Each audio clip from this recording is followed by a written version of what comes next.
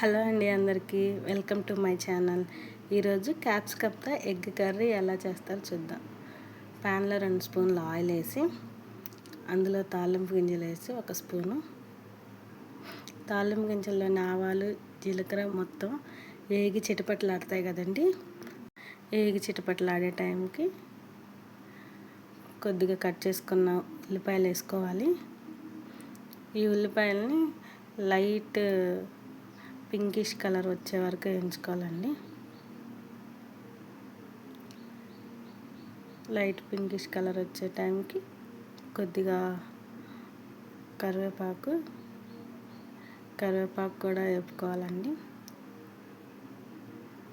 వేపుకొని ఇవన్నీ కూడా golden brown colour వచ్చేలాగా ఇదిగోండి ఇలాగ వేపేసుకొని ఇందులో కట్ చేసి పెట్టుకున్న 200 గ్రాముల క్యాప్సికమ్ ముక్కల్ని ఇలా వేసుకోవాలండి. కొద్ది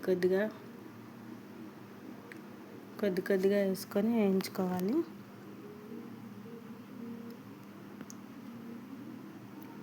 మొత్తం ఒకసారి బాగా కలుపుకోవాలి.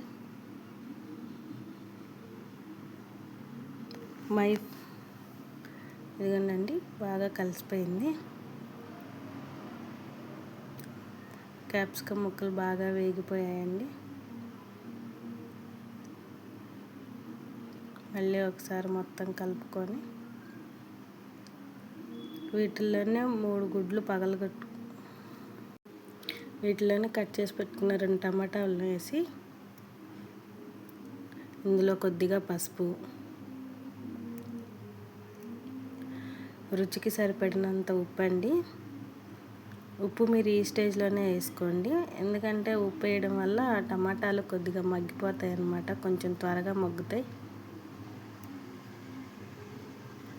వీటన్నిటిని బాగా కలుపుకోవాలి.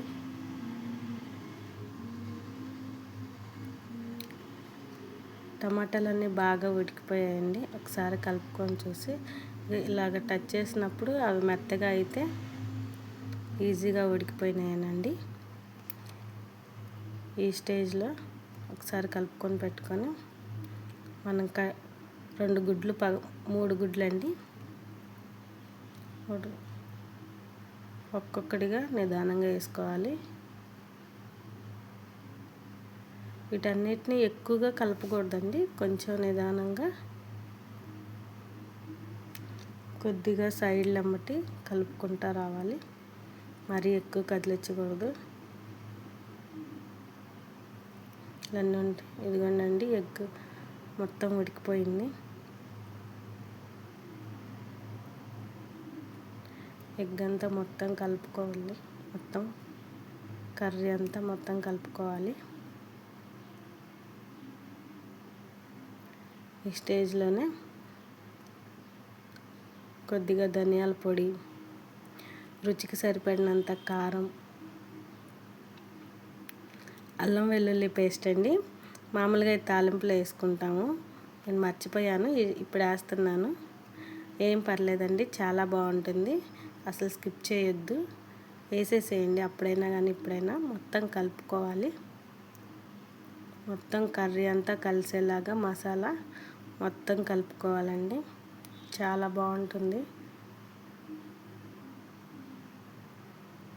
Egg capsicum curry.